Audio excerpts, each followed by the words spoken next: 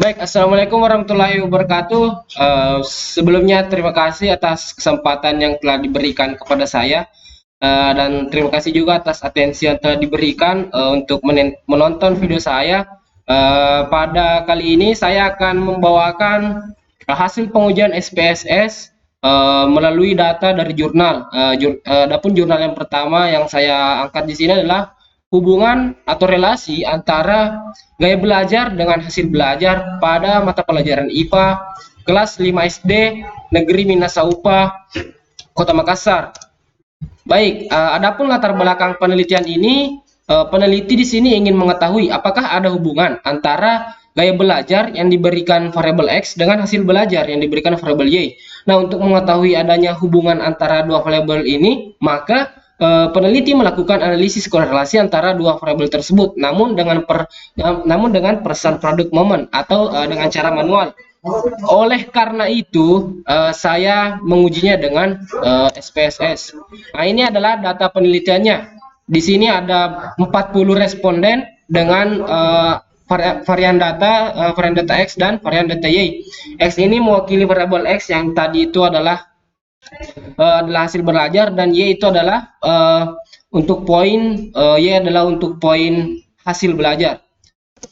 Selanjutnya hasil uji Pirate Sample T-Test dengan SPSS.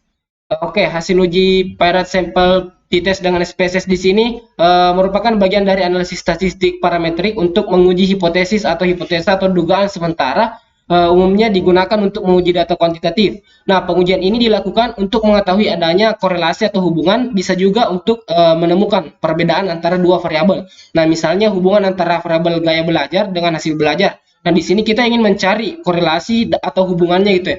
Apakah ada hubungan antara gaya belajar dan hasil belajar? Oke, yang pertama uji normalitas. Sebelum kita menguji adanya hubungan atau tidak, pertama-tama kita menguji normalitas datanya atau distribusi datanya. Nah, berdasarkan tabel output di atas yang telah diuji dari SPSS, diketahui nilai DF-nya atau derajat kebebasannya untuk variabel X adalah 40 dan Y adalah 40. Artinya, jumlah sampel data untuk masing-masing kelompok kurang dari 50 sampel. 40 lebih kecil dari 50. Nah, sehingga untuk mendeteksi kenormalan data dalam penelitian ini dapat digunakan metode Shapiro-Wilk. Nah, kemudian dari output tersebut diketahui nilai sig untuk variabel X sebesar 0,018 dan variabel B sebesar 0,008, yang mana nilai sig kedua variabel tersebut lebih kecil dari 0,05, maka dapat disimpulkan bahwa data yang digunakan ini tidak terdistribusi normal. Nah, data yang diangkat peneliti di sini tidak terdistribusi normal, namun hampir normal. Baik, selanjutnya Pirate Sample Statistik. Nah, didapatkan nilai rata-rata untuk variabel X adalah 71,55 dan variabel Y adalah 67,70. Untuk sampel masing-masing variabel dengan jumlah 40 responden dengan standar deviasi untuk masing-masing variabel adalah 2,480 dan 3,80. Terdapat perbedaan antara mean variabel X dan variabel Y. Baik, selanjutnya Pirate Sample Correlation. Di sini kita menguji korelasinya dengan nilai korelasi minus 0,25, artinya variabel X dan Y saling berhubungan karena nilai sig-nya ini lebih kecil dari nilai probabilitas 0,05.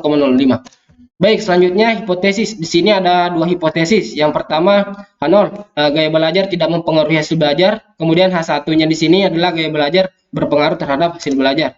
Selanjutnya Pirate Sample Test.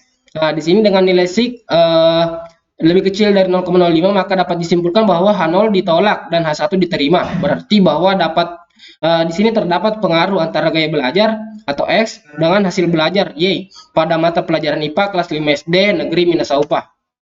Oke, kesimpulan dari penelitian ini berdasarkan tabel Pirate Sample Test, maka didapatkan H0 ditolak dan H1 diterima. Maka dari itu dapat disimpulkan bahwa ada pengaruh dari gaya belajar dan hasil belajar siswa mata pelajaran IPA kelas 5 SD Negeri Minasaupa. Baik, itulah penjelasan dari penelitian yang pertama yang saya angkat. Lebih kurangnya mohon dimaafkan. Wassalamualaikum warahmatullahi wabarakatuh.